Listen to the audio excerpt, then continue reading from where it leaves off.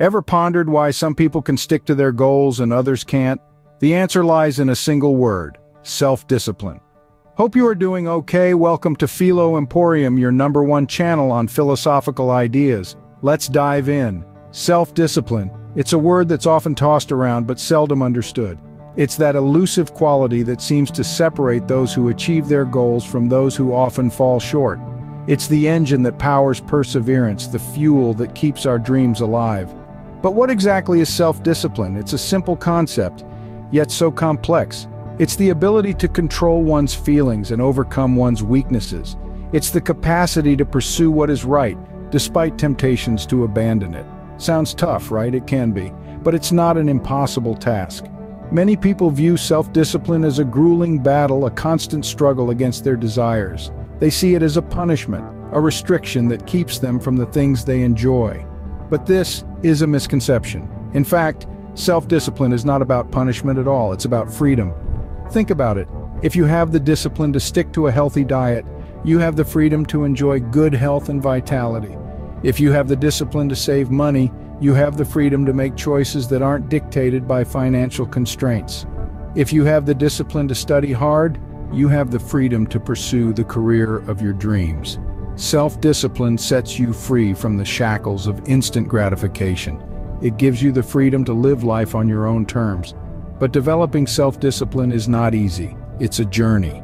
It's a skill that needs to be honed, a muscle that needs to be trained. It's a puzzle, and each of us holds a unique piece. The struggle lies in finding that piece and figuring out where it fits. Understanding and mastering self-discipline is like finding the last piece of a complex puzzle. But what if we told you there's an ancient philosophy that can help? Enter Stoicism, an ancient philosophy that can be your guide to mastering self-discipline. Stoicism is a philosophy that emerged in the Hellenistic period.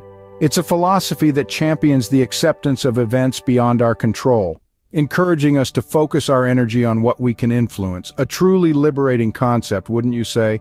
But how does this tie into self-discipline? Well, by accepting the things we cannot change, we free up our mental energy to concentrate on what we can control. This is where self-discipline comes in.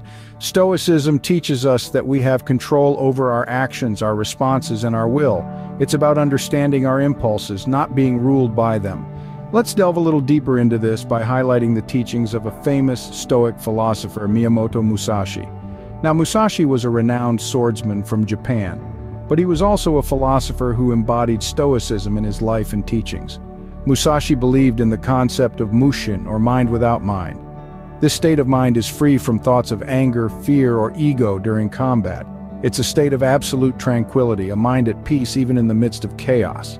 This is a clear depiction of self-discipline, the ability to remain composed and focused regardless of the circumstances.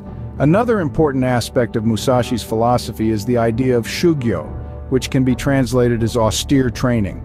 It embodies the principle of constant learning and self-improvement. This aligns beautifully with self-discipline, as it requires a continuous commitment to cultivating better habits and improving oneself. Finally, Musashi emphasized the importance of zanshin, which means remaining mind. It refers to a state of relaxed alertness. This is the essence of self-discipline, being aware of our thoughts and actions and remaining vigilant to maintain our self-control and discipline. Musashi's philosophy, rooted in Stoicism, provides a practical and effective approach to mastering self-discipline. It's about controlling our reactions, remaining composed, continuously improving, and staying alert. Musashi's philosophy is a roadmap to understanding self-discipline. So what are the key takeaways from self-discipline and Stoicism? The core of both these principles lies in control, but not the kind that seeks to manipulate the outside world.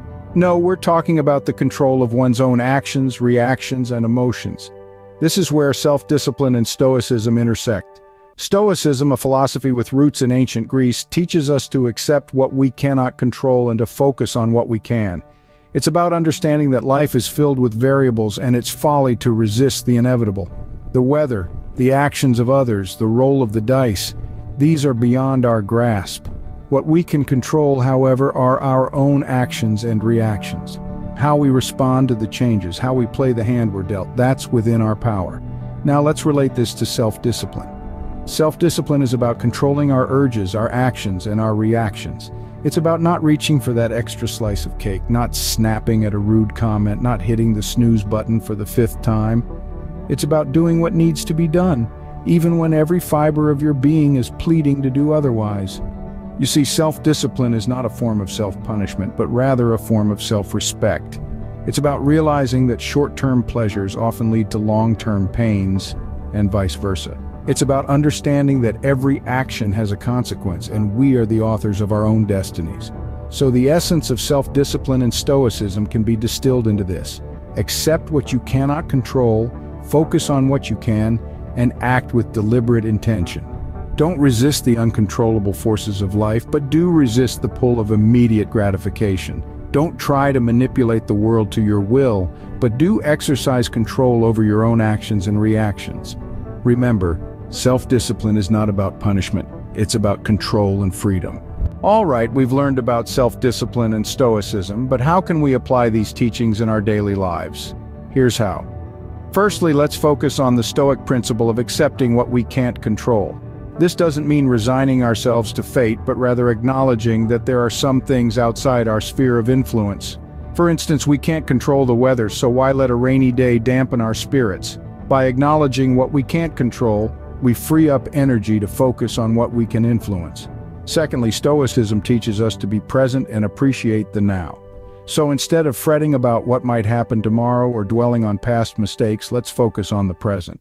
This very moment is all we have, so let's make the most of it. Now let's talk about self-discipline. It's like a muscle. The more you use it, the stronger it gets. Start with small, manageable goals.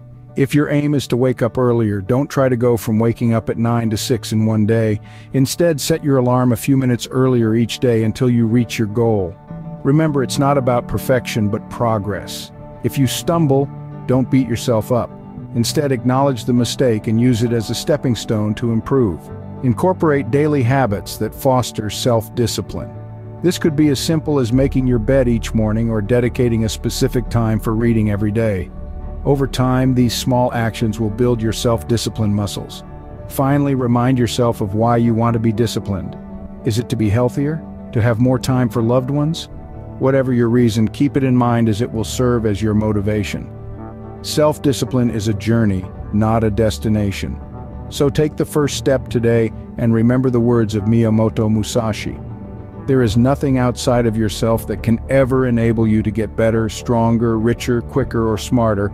Everything is within. Everything exists. Seek nothing outside of yourself. Thank you for watching. To see more great content like this, please like and subscribe.